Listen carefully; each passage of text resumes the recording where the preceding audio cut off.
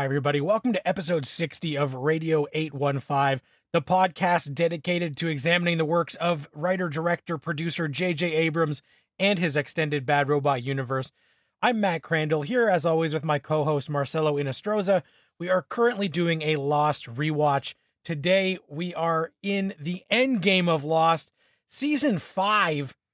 The first episode that we are talking about today is the season premiere of Season 5, Because You Left, which aired in January of 2009.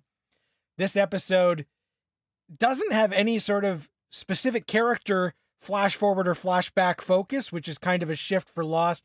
But Marcelo, what did you think of Because You Left, and were you hoping to travel back in time and kill Hitler? I have been waiting for an episode like this since we've come to the end game of Lost.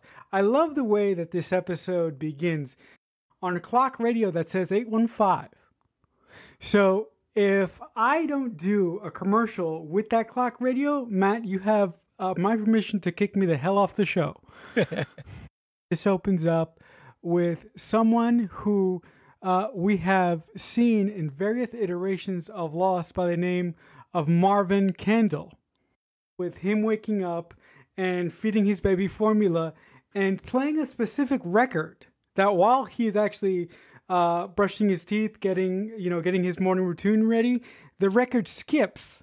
And then he actually goes to one of the Dharma stations, Station 2, and he actually records one of the videos. And correct me if I'm wrong, Matt, but the guy who is shooting the Dharma video for Station 2 looks a lot like Sawyer. He might have bared a striking resemblance to him, that's for sure. As Dr. Marvin Kendall is wrapping up, a worker from the Dharma Initiative rushes in and says, "Listen, we have a problem in the Orchid." When he goes down to the Orchid, a worker tells him that we were drilling in a specific spot, and all of a sudden, something weird started to happen to our workers. What Marvin Candle says is this spot is the key to us being able to control time travel. And the worker says, "But sir, there's something underneath the initial rock layer." This worker shows him a photo, and in the photo is the picture of the wheel. But that's not the stinger. Marvin Candle says, "I don't care. If we go any further, God knows what can happen." So Marvin Candle walks off, and this specific worker guy who looks like he's carrying a can of compressed air walks by Marvin Candle and almost actually bumps into him. He walks up and he looks up to the camera. It's Daniel. Yeah, the opening was one of the best parts of this episode. And what I loved is that Lost loves a recurring motif. You know, there are so many episodes that start with an eye-opening, but the season 2 premiere starts with Desmond listening to a record in the hatch, and it seems like an everyday thing before we find out we are in the hatch and this is on island. Season 3 starts in a setting that feels like an everyday occurrence, with Juliet doing housework, listening to music, going about, then we find out we're on island. So now, Season 5 opens with that Groundhog Day-esque shot of the clock turning from 8:14 a.m. to 8:15, which is great. A man gets up, seemingly starts doing normal stuff, puts on a record as he's doing his chores. Again, the same as those openings for Season 2 and 3. So we're doing that same thing again. And then when they reveal that it is the guy that we have come to know as many aliases, Marvin Chang, or Pierre Chang, Marvin Candle, and the record starts skipping, which is something that comes back into play later. So that was intentional. And he goes and he starts filming that orientation film for Orientation Video 2. And I just love that, okay, so Lost has again decided to start the season in like a weird, we're following somebody unexpected. This is in the past. This is in the 70s. And we're seeing all this. And as he goes into the Orchid and has that conversation about the thing that they were trying to drill into being the ultimate source of power, something that they can't mess with, and this unimaginable power that, if it is harnessed, will give you the ability to manipulate time. Goes to some of those ideas that were thrown at us in the finale last year. So I thought that was very intriguing. And in that moment where the foreman says like, oh, so you'll be able to go back and kill Hitler. And he says, no, do not be absurd. There are rules that cannot be broken. You can go back, you can go forward, but you can't change things. And that is something that Lost has kind of been pushing as its time travel agenda since they introduced the concept, especially with Desmond, and when he has that talk with Eloise Hawking where she said that you didn't do this, so you can't do this. We kind of know that in the Lost universe, that is part of the established time travel canon. And the Dr. Pierre Chang enforces that by saying that in that opening. And then the moment where he bumps into the worker and he looks up and it's Daniel Faraday is such a holy shit. How is Daniel Faraday in 1977, when last time we saw him, he was hanging out on the island, is a great, oh my God, what is happening opening before we start shifting into the picking up the pieces from the end of last year and moving forward. So I thought, in terms of before the title card, what the hell, this was another great, what the absolute hell is happening season opener of Lost. Those first 10 minutes just knock you on your ass, and then slowly you can dust yourself off as the rest of the episode plays out. Right after those initial 10 minutes, when we pick up with the story with Loch and the others, after the initial white flash, the others are gone. Their camp, everything is gone. And Loch starts looking for someone, and he comes upon someone rather interesting in the middle of the jungle. Our favorite Canadian, Ethan. Loch tries to explain to Ethan, look, Benjamin Linus told me to take care of you guys. But I'm paraphrasing. When Loch tries to explain himself to Ethan, Ethan goes, I don't believe you. And right before Ethan tries to shoot Loch, another flash of light. In that particular scene, the motif that we saw at the beginning of the episode of the skipping record starts to make more and more sense.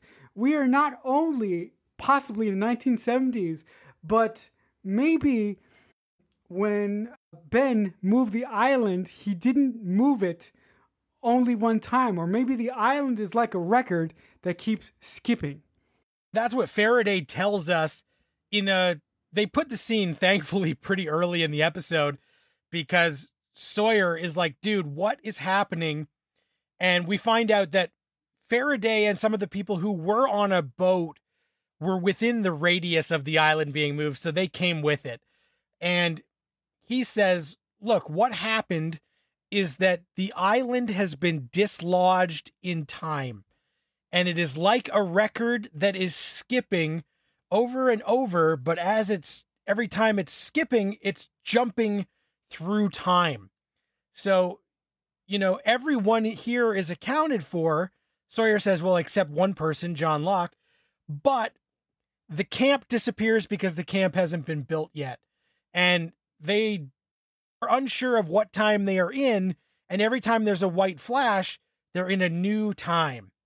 So I thought this analogy of this skipping record and explaining to us that the island is now basically unhinged in time was cool, and an easy way for us to understand that concept, as weird as it is. And I did love that John Locke, he is on his own dislodged in time, whereas everybody else is kind of huddled together now and can make sense of it together.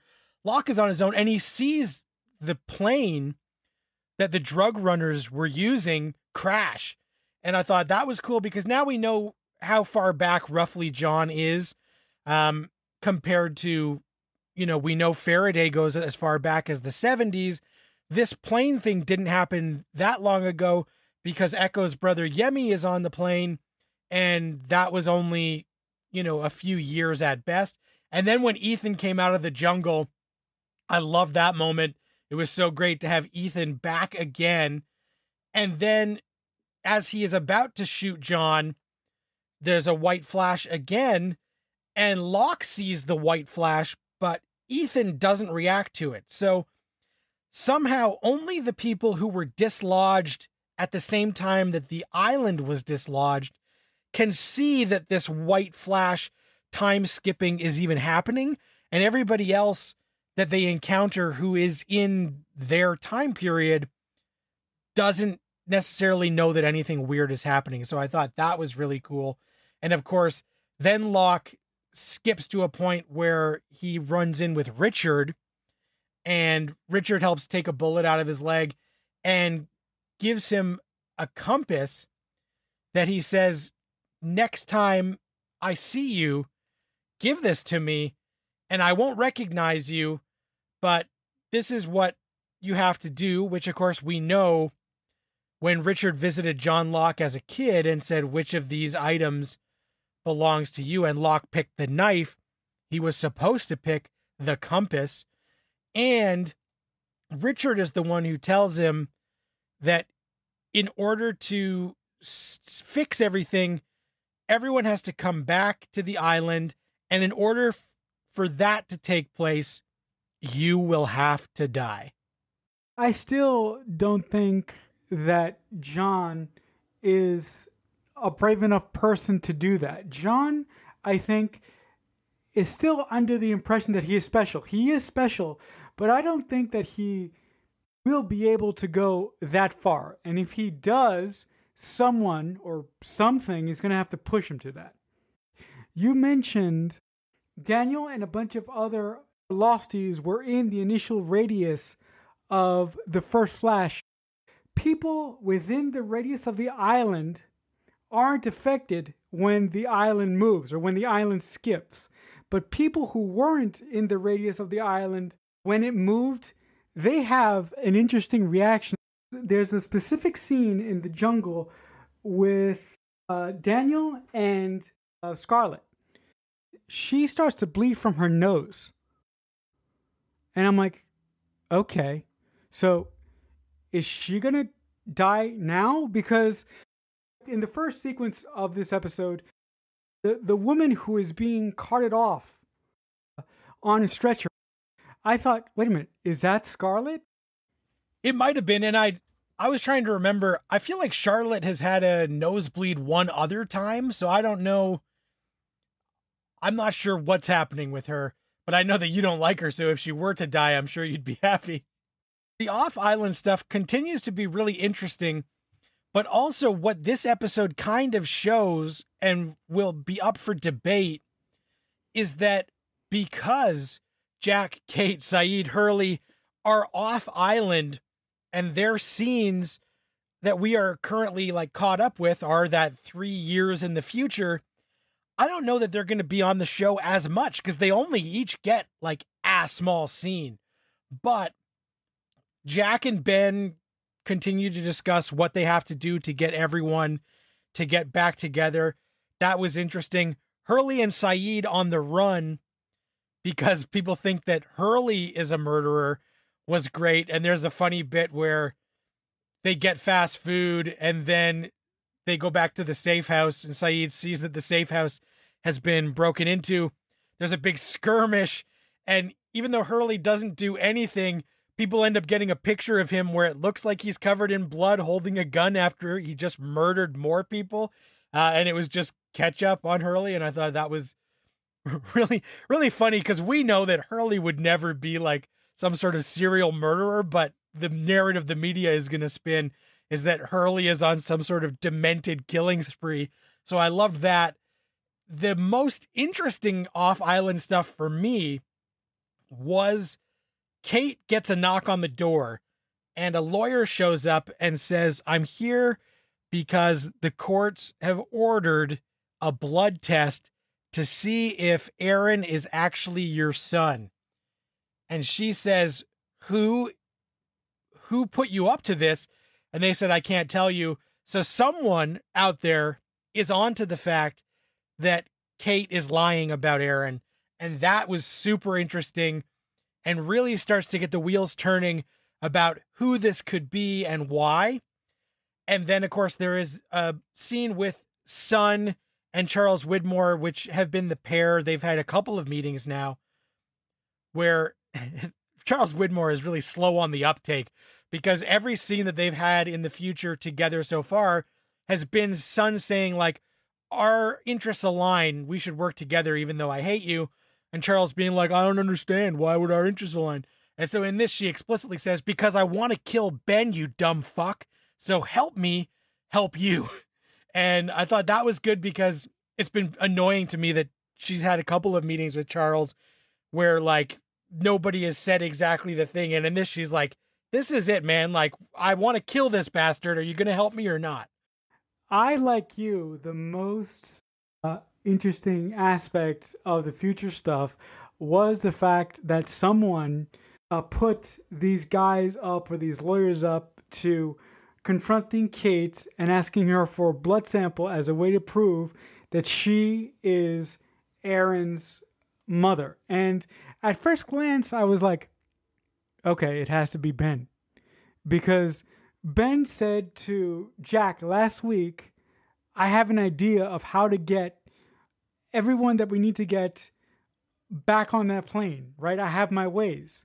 So I initially thought that, you know, this has Benjamin Linus written all over it. But until you said that you were sick and tired of the way that Sun and Charles Widmore interact with one another, and you're sick of the way that he is unable to fully grasp the concept of what Sun wants, I was like, wait a minute. Sun doesn't hate her group of losties. The man that she thinks is truly responsible for her husband's death, or so we think, is Benjamin Linus. And I was like, okay, so if she thinks that, then why would she possibly be in charge of these men who are asking for Kate's blood in an effort to confirm something? Okay, it's still 50-50. It's either Ben or Sun or somebody else that I haven't even thought of yet. They leave it up in the air, and I know that we eventually will find out. And there's a couple of red herrings and twists and turns coming up. But at this point, yeah, there's so many people it could be that we start to wonder, like, who is onto them, and did they do anything to tip their hand? When Saeed and Hurley are on their little adventure, Saeed says that he's not working with Benjamin Linus anymore. Hey, did I miss something? If he's not working with Benjamin Linus anymore, who is he working with? He does say he has been working for Ben, but he has that great line where he says to Hurley, if Linus ever tells you to do anything, do the exact opposite. We got to talk about is the Desmond of it all, because Desmond, as we have seen in the past, has been a man whose consciousness has been untethered in time, and he found his constant in Penny. But we see him and Faraday have a run-in on the island as the flashes are happening. Now, they go to the hatch, and that's how it all happens, where Sawyer tries to get into the hatch, and Faraday tells him, you won't be able to because you didn't meet Desmond, so it's a lost cause. Don't worry about it. Faraday goes back, and he gets Desmond to open the door, and he comes out, and he tells Desmond that he is special and he can help them because the rules don't apply to him. Desmond is somehow special in his time manipulation or whatever it is. And Daniel tells him, you have to find my mother at Oxford. And he's about to say his mom's name when another time shift starts happening. And Desmond reacts to the shift because he's one of the only ones who can actually see that this is happening. But I love that Faraday tells him, like, you got to track down my mom. My mom's name is, and then there's the flash and we don't get the name. And then we go to Penny and Desmond together, and Desmond is kind of waking up, and Penny tells him, it might have been a dream, and Desmond saying, no, it was real. I have to go and find Daniel's mother. And that was super intriguing. And at this point, I know back when this aired, my mind was racing and starting to think, is it possible that the person that Daniel is talking about is the woman that Desmond has already had a weird time encounter with? Now, they haven't explicitly said that, and so it could go any way, but that was what was racing through my mind as Daniel was about to tell us about his mom, and especially when the flash happened before he could say the name, implying it would be a name that we would recognize. What did you think in those moments, Marcelo? No way. I did not even consider that.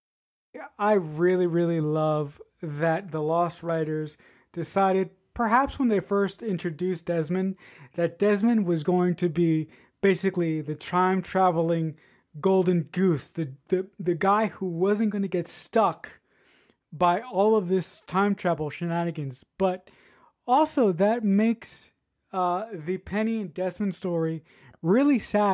If I'm being honest, I would have really, really preferred for Desmond to just sort of, after all he's been through, I'm like, dude, if you have a dream of a conversation that you have with Daniel, and Daniel tells you that you're special, that you're the only one that can help everyone, 50% of me would say, okay, but 90% of me would want to stay with the love of my life. Desmond and Penny are the Romeo and Juliet of the Lost universe. God damn it, why can't this be like a good Romeo and Juliet? Why can't they just stay where they are and stay happy? But if Desmond doesn't do what he does, or what he's going to do, perhaps the story would have been different. The hopeless romantic in me is saying, no, don't do this. But the mystery-loving fan in me is saying, you have to do this, because if you don't do this, the story that is cooking up here could potentially collapse under its own weight. Right. It seems like he has some sort of responsibility, and it is a shame that he's going to have to step away from this relationship for a minute that he has worked so hard to regain. But hopefully this is not actually a Romeo and Juliet, and they both don't die in the end. But we will see as we continue to make our way through season 5 of Lost. So if any of you are watching along with us as we continue on this journey, the homework for next week is episodes 2, 3, and 4 of the 5th season of Lost. If you guys have any questions or comments, please reach out to us on Twitter at JJUniverse815 or use the hashtag Radio815. If you have any direct questions for me, I am on Twitter at Matt Crandall. Marcelo, Twitter's a good spot to reach you. Where can they do that? You can also reach me on Twitter, as Matt just said. I'm at CreekFanatic88.